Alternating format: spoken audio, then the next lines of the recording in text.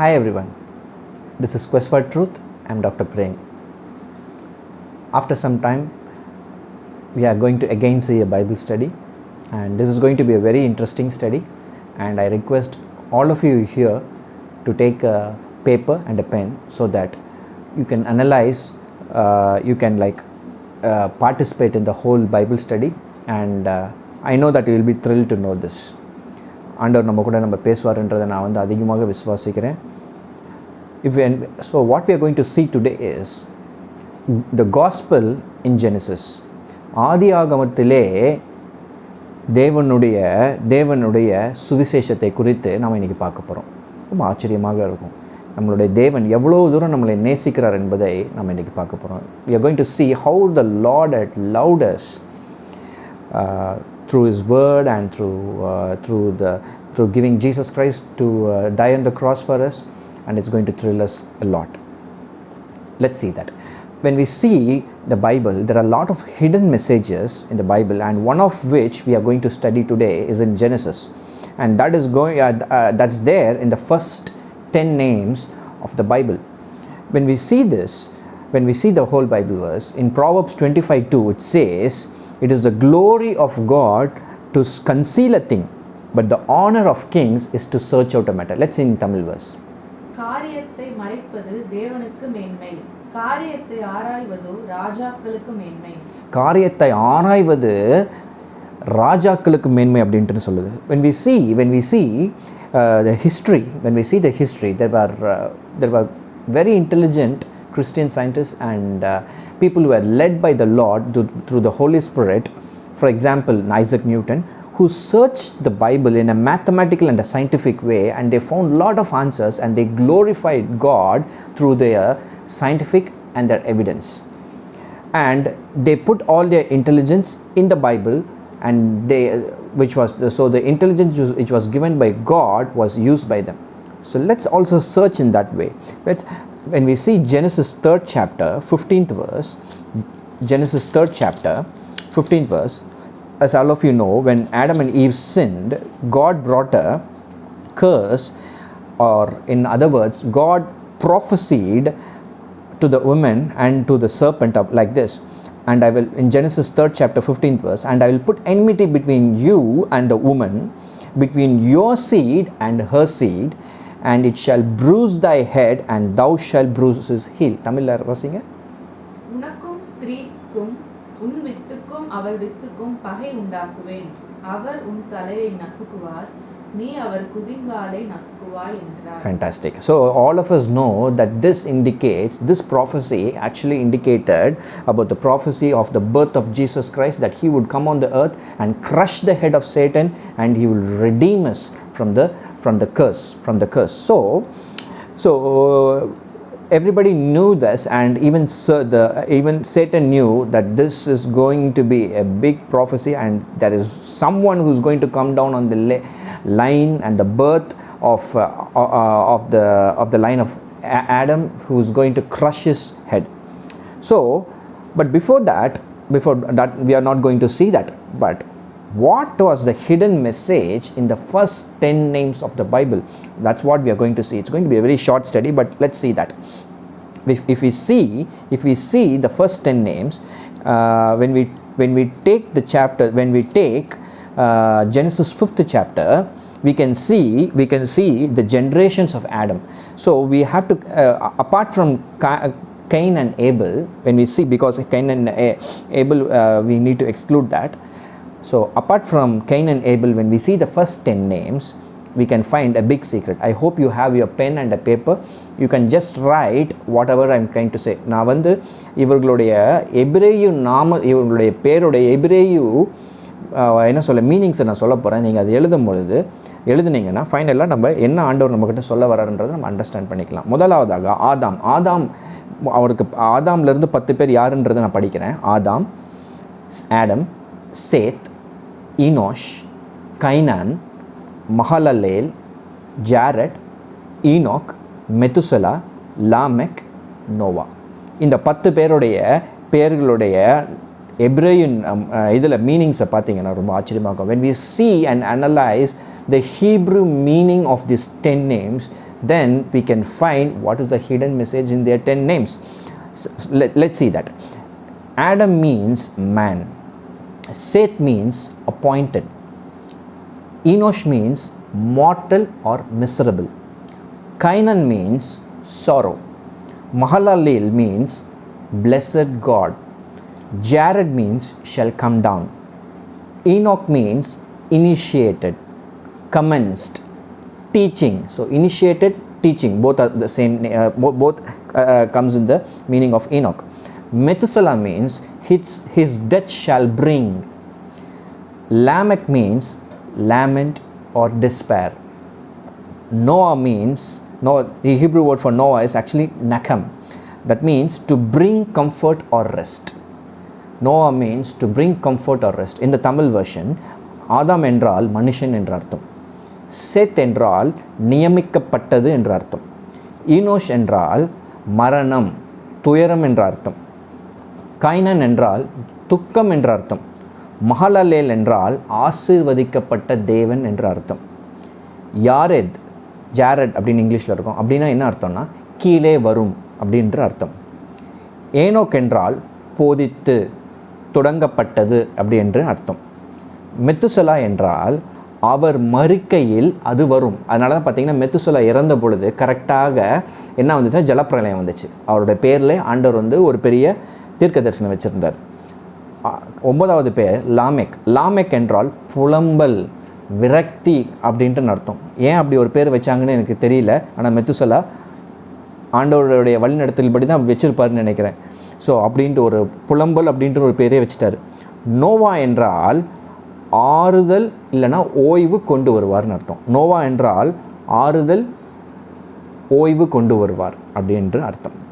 அதனால தான் பார்த்தீங்கன்னா கடைசி 4 நாமங்களை பார்த்தீங்கன்னா ஈனோக், மெத்துசலா, லாமெக், நோவா, இவர்கள் 4 பேருடைய இதில் பார்க்கும் பொழுது நல்லா பார்த்தீங்கன்னா ஆண்டவர் ஒரு பெரிய நியாய தீர்ப்பை கொண்டு வரப்போகிறார் அப்படின்றத, ஜலப்பிரளயத்தை கொண்டு வரப்போகிறார் அப்படின்றத அவங்களோட பேரில் இருக்குது. இதில் தான் நீங்கள் ஜூட் 14 யூதா 14-15 வசனத்தில் பார்த்தீங்கன்னா, டைம் இல்லாதனால நம்ம போகும், பார்த்தீங்கன்னா அவங்க ஏனோக்கு வந்து தீர்க்க தரிசனம் சொன்னதை குறித்து சொல்லப்படுகிறது. ஸோ ஜலப்பிரளயத்தை வரப்போகுது அப்படின்ட்டு அவங்க நாமத்திலேயே, அவங்களுடைய பெயர்களுடைய அவங்களுடைய நாமத்தில் இருக்கிற அந்த மீனிங்லே வந்து ஆண்டவர் வந்து ஒரு மெசேஜ் சொல்லிக்கிட்டே இருந்தார். அதனால தான் பார்த்தீங்கன்னா மெத்துசலா பிறந்ததுக்கு அப்புறம் தான் ஏனோக்கு வந்து 200 வருஷம் தேவனோடு சஞ்சரித்தான் இருக்கு. After Methuselah was born and the warning given by God through the birth of Methuselah and the meaning of his name, Enoch started walking with God for 200 years. Till the age of 65 years, we don't have much information whether he walked with God or not. But after that, he started walking with God for 200 years. And because of that close walk with the Lord, God took him alive. So அதனால தான் பார்த்தீங்கன்னா Methuselah என்றைக்கு இறந்தாரோ அன்றைக்கு ஜலப்பிரளயம் வந்துச்சுன்னு பைபிளில் கரெக்டாக இருக்குது. நீங்கள் அதை போய் ஆழமாக நீங்கள் பாருங்கள். அந்த கான்டெக்ஸ்ட்டில் நம்ம பார்க்க போகிறது கிடையாது. ஸோ இந்த 10 நாமங்களை நம்ம சேர்த்தோம் என்றால் ஒரு வித்தியாசமான கோணத்தில் பாருங்கள். நான் அதை வந்து இங்கிலீஷில் ஃபஸ்ட்டு படிக்கிறேன், அதுக்கப்புறம் தமிழில் சொல்கிறேன். 10 நாமத்துடைய மீனிங்கை சேர்த்து நான் எழுதி சொல்கிறேன் பாருங்கள். Man is appointed mortal sorrow, but the blessed God shall come down. Teaching that his death shall bring the despairing people comfort or rest. Let me read it again. Man is appointed mortal sorrow, but the blessed God shall come down, teaching that his death shall bring the despairing people comfort or rest. ரொம்ப ஆச்சரியமாக இருக்கிறதுல தமிழில் பார்ப்போம். மனுஷனுக்கு துக்கமான மரணம் நியமிக்கப்பட்டது, ஆனால் ஆசீர்வதிக்கப்பட்ட தேவன் இறங்கி வந்து அவருடைய மரணம் புலம்பி விரக்தியடைந்த மக்களுக்கு இளைப்பாறுதல் அளிக்கும் என்று கற்பிப்பார். நான் மறுபடியும் படிக்கிறேன். இந்த 10 நாமங்களை வந்து நீங்கள் சேர்த்தீங்கன்னா இப்படி தான் வரும் இந்த மீனிங்கு. மறுபடியும் படிக்கிறேன். மனுஷனுக்கு துக்கமான மரணம் நியமிக்கப்பட்டது, ஆனால் ஆசீர்வதிக்கப்பட்ட தேவன் இறங்கி வந்து அவருடைய மரணம் புலம்பி விரக்தி அடைந்த, பாவத்தினால் விரக்தி அடைந்த மக்களுக்கு இளைப்பாறுதல் அளிக்கும், அவர் மரணம் வந்து இளைப்பாறுதல் அளிக்கும் என்று அவர் கற்பிப்பார் அப்படின்ட்டு சொல்லப்படுது. ரொம்ப ஆச்சரியமாக இருக்கிறது இல்லை? ஆச்சரியமாக தேவன் நம்மளை எவ்வளோ நேசிச்சிருந்தார்.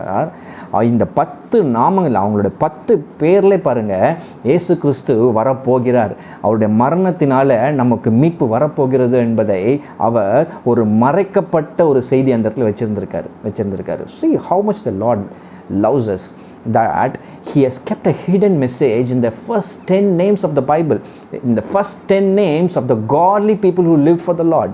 And when we see that, God clearly says a hidden message in their names, that Jesus Christ is going to come, and through his death on the cross he is going to redeem us from Satan and from sin. What a blessed message this has been. Thank you, and I thank God for revealing this to us. When we see Matthew 5th chapter, Matthew 5, எல்லாம் turn பண்ணுங்க, Matthew 5th chapter 17 and 18 verses. Matthew 5th chapter 17 and 18ல பார்த்தீங்கன்னா ஆண்டவர் அழகாக சொல்லுகிறார், think not that I am come to destroy the law or the prophets. I am not come to destroy but to fulfill. For verily I say unto you, till heaven and earth pass, one jot or one tittle shall in no wise pass from the law till all be fulfilled அப்படின்ட்டு நான் சொல்ல. தமிழில் பார்ப்போம். நியாய பிரமாணத்தை ஆனாலும் தீர்க்க தரிசனங்களை ஆனாலும் அழிக்கிறதுக்கு வந்தேன் என்று எண்ணிக்கொள்ளாதீர்கள். அழிக்கிறதுக்கு அல்ல, நிறைவேற்றுகிறதுக்கே வந்தேன்.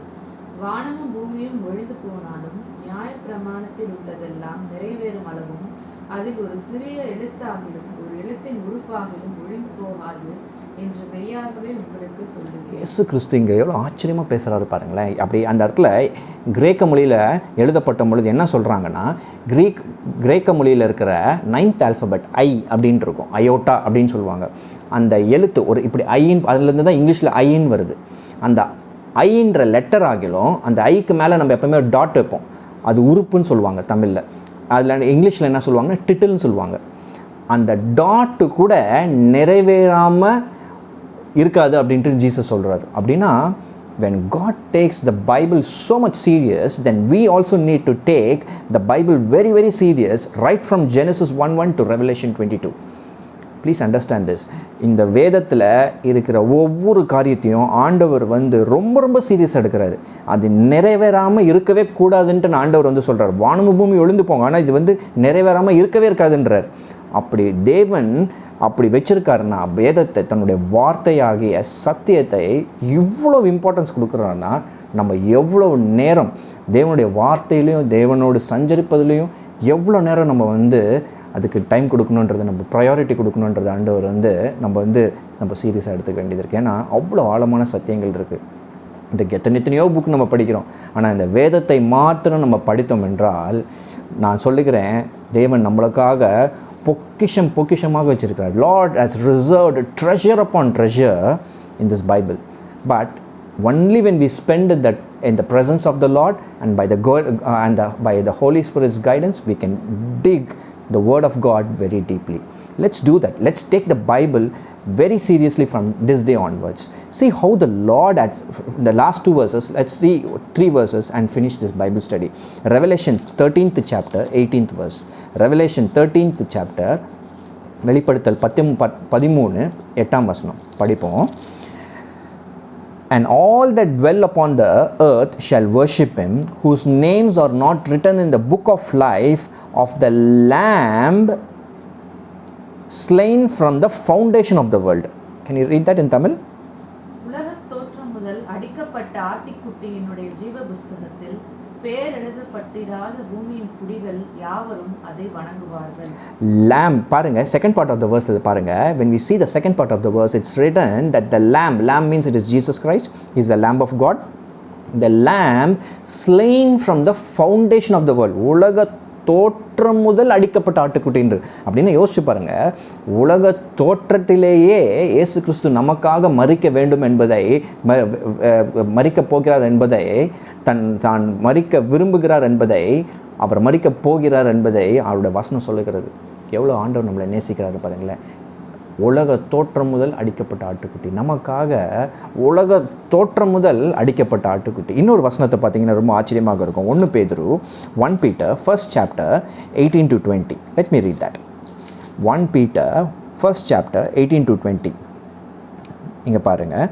For as much as you know that you were not redeemed with corruptible things as silver and gold from your vain conversation received by tradition from your fathers, but with the precious blood of Christ as of a lamb without blemish and without spot, who verily was foreordained before the foundation of the world. அந்த இடத்துல revelation 13:8 பார்த்தீங்கன்னா the lamb who was slain from the foundation of the world இருக்குது. ஆனால் இந்த இடத்துல எப்படி இருக்குன்னா who was foreordained before the foundation of the world but was manifest in this last days for you அப்படின்ட்டு இருக்குது. தமிழில் படிப்போமா? 20வது வசனம். அவர் உலக தோற்றத்திற்கு முன்னே குறிக்கப்பட்டவராயிருந்து தமது மூலமாய் தேவன் மேல் விசுவாசமாய் இருக்கிற உங்களுக்காக இந்த கடைசி காலங்களில் வெளிப்பட்டார். உலக தோற்றத்திற்கு முன்பாகவே குறிக்கப்பட்டாராம். எவ்வளோ ஆச்சரியமாக இருக்குது. பூமி ஆண்டவருக்கு உருவாக்குறதுக்கு முன்பாக, அது மாத்திரம் இல்லை, நம்மளை படைக்கிறதுக்கு முன்பாக, நம்மளை சிருஷ்டிக்கிறதுக்கு முன்பாகவே தேவன் இயேசு கிறிஸ்துவை நமக்காக சிலுவையில் மரிக்கப்பட வேண்டும் என்பதை முன்குறித்தார். ஆச்சரியமாக இருக்குது. ஆச்சரியமான சத்தியம். எவ்வளோ ஆண்டவர் நம்மளை நேசிக்கிறார், எவ்வளோ தூரம் ஆண்டவர் நேசிக்கிறார். அப்பொழுதுனா நம்ம நல்லா பாருங்கள், நீங்களும்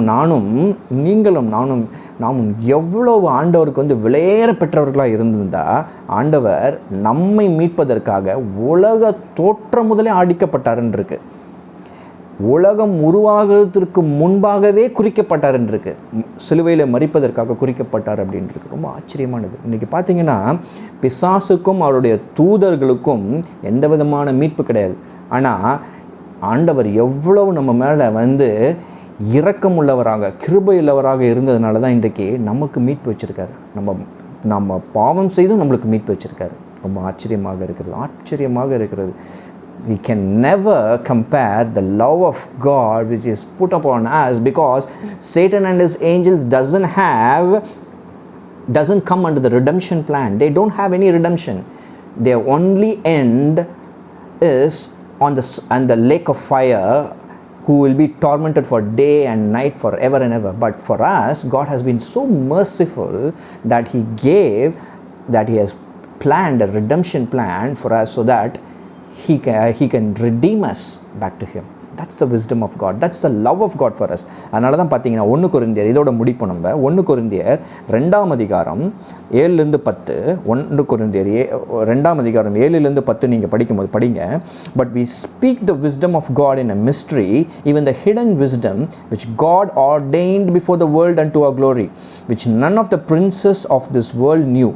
For had they known it, they would not have crucified the Lord of glory. But as it is written, eye has not seen, nor ear heard, neither have entered into the heart of man the things which God had prepared for them that love Him. But God hath revealed them unto us by His Spirit, for the Spirit searches all things, the deep things of God.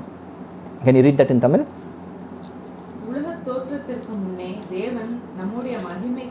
ஏற்படுத்தினதும் மறைக்கப்பட்டதுமாய் இருந்த ரகசியமான தேவ ஞானத்தையே பேசுகிறோம். இதை இப்பிரபஞ்சத்து பிரபுக்களில் ஒருவனும் அறியவில்லை. அறிந்தார்களானால் மகிமையின் கர்த்தரை அவர்கள் சிலுவையில் அறைய மாட்டார்களே. எழுத இருக்கிறபடி தேவன் தம்மில் அன்பு கூறுகிறவர்களுக்கு ஆயத்தம் பண்ணினவைகளை கண் காணவும் இல்லை, காது கேட்கவும் இல்லை, அவைகள் மனுஷனுடைய இருதயத்தில் தோன்றவும் இல்லை. நமக்கோ தேவன் அவைகளை தமது ஆவியினால் வெளிப்படுத்தினார். அந்த ஆவியானவர் எல்லாவற்றையும் தேவனுடைய ஆழங்களையும் ஆராய்ந்திருக்கிறார். ஃபேண்டாஸ்டிக். ஆண்டவர் நமக்காக என்னெல்லாம் பிளான் பண்ணி வச்சுருக்காரு அப்படின்றத கண் காணவும் இல்லை, காது கேட்கவும் இல்லை. ஆனால் இன்றைக்கி எப்படி நம்மளுக்கு இந்த காரியத்தெல்லாம் ஆண்டவர் நம்மளுக்கு தெரிவிக்கிறார்னா பரிசுத்த ஆவியானவர். இன்றைக்கு ஆழமான சத்தியங்கள் இன்னும் இருக்குது. ஆனால் நம்ம புரிஞ்சிக்க வேண்டிய முக்கியமான காரியம் என்னென்னா, பைபிள் ஞானம் இதெல்லாம் ரொம்ப இம்பார்ட்டன் தான். நம்ம ஆழமாக படிக்கணும், எல்லாமே இம்பார்ட்டன் தான். வெறும் பைபிள் நாலேஜ் எனக்கு வேத ஞானம் வந்துருச்சு அப்படின்றதுனால இதில் நம்ம சாட்டிஸ்ஃபை ஆகவே கூடாது. இது மூலமாக, இந்த ஸ்டடி மூலமாக நம்ம தெரிஞ்சிக்க வேண்டியது என்னென்னா, நம்மளுடைய தேவன் நம்மளை எவ்வளோ தூரம் நேசிச்சிருக்கிறாரு, இந்த நேசத்தை குறித்து நம் தேவனை துதிக்க வேணும், அவரை இன்னும் அதிகமாக நேசிக்க வேண்டும். அதுதான் பவுல் அழகாக எழுதுறார். So when we study all these things, when we increase in biblical knowledge, as we read and dig the word of God very deeply, what we need to understand, we should not take pride or we should not be satisfied because of the biblical knowledge. What we need to do is, the idea behind the study, the purpose of this whole study is that we should have a closer relationship with God, seeing how God loved us and gave his son, and even before our creation. இதை குறித்து இதை வச்சு தான் நம்ம ஆண்டவர் இன்னும் அதிகமாக நேசிக்கணும். We should love God just like what Paul said in Ephesians 3rd chapter 17th and 18th verse. That is why Paul says like this, that you be rooted and grounded in love, may be able to comprehend with all the saints what is the breadth, what is the length, the depth and the height of love, of the love of God, and to know the love of Christ which passeth all understanding. அப்படின்றது படிக்கிறீங்களா? விசுவாசத்தினாலே கிறிஸ்து உங்கள் இருதயங்களில் வாசமாய் இருக்கவும், நீங்கள் அன்பிலே வேரூன்றி நிலை பெற்றவர்களாகி சகல பரிசுத்தவான்களோடும் கூட கிறிஸ்துவினுடைய அன்பின் அகலமும் நீளமும் ஆழமும் உயரமும் இன்னதென்று உணர்ந்து அறிவு கெட்டாத அந்த அன்பை அறிந்து கொள்ள வல்லவர்களாகவும், தேவனுடைய சகல பரிபூரணத்தாலும் நிறையப்படவும் அவர் தமது மகிமையினுடைய ஐஸ்வர்யத்தின்படியே உங்களுக்கு அனுக்கிரகம் பண்ண வேண்டும் என்று வேண்டிக் கொள்கிறேன். தேங்க்யூ. ஸோ பவுல் சொன்ன மாதிரி இன்றைக்கி ஆண்டவருடைய அன்புடைய ஆழத்தையும் நீளத்தையும் அகலத்தையும் நாம் புரிந்து கொள்ள வேண்டும். புரிந்து கொண்டு நாம் அறிவு கெட்டாத இந்த கிறிஸ்துவனுடைய அன்பை நாம் புரிந்து நம்ம என்ன பண்ணணும், ஆண்டவரை இன்னும் அதிகமாக நேசிக்கணும். Let us be rooted and grounded in the love of Christ, seeing all these things. I hope this study would have been a great blessing to all of you. So, and I encourage you that இதை தெரிஞ்சுக்கிட்டோம் அப்படின்றதுக்கு மட்டும் இதிலே satisfy ஆகாமல் இதை நீங்கள் அநேகருக்கு சொல்லுங்கள். நீங்கள் உங்களுடைய சபைகளிலோ இல்லை உங்களுடைய மற்ற விசுவாசிகளுக்கோ, சகல விசுவாசிகளுக்கோ, இல்லை மற்ற ஃபெலோஷிப் மீட்டிங்ஸ்லேயோ இதை கொண்டு போய் ஷேர் பண்ணுங்கள். தேவனுடைய அன்பின் ஆழத்தை அவங்களும் அறிஞ்சிக்கிட்டோம். உங்களுக்கு இது ஒரு பெரிய ஆசீர்வாதமாக இருந்தால் உங்களுடைய சபை மக்களுக்கும் இது மற்ற உங்களுடைய நண்பர்களுக்கும் இந்த பைபிள் ஸ்டடியை ஷேர் பண்ணுங்கள். ஷேர் பண்ணும்போது அவங்களும் ஆசீர்வதிக்கப்படுவாங்கன்றதில் நாங்கள் ரொம்ப அதிகமாக விசுவாசிக்கிறோம். That is a prayer and that is a purpose why we are doing this study with lot of pains. So thank you for listening to this time of Bible study, and looking forward to meet you in another Bible study. Thank you.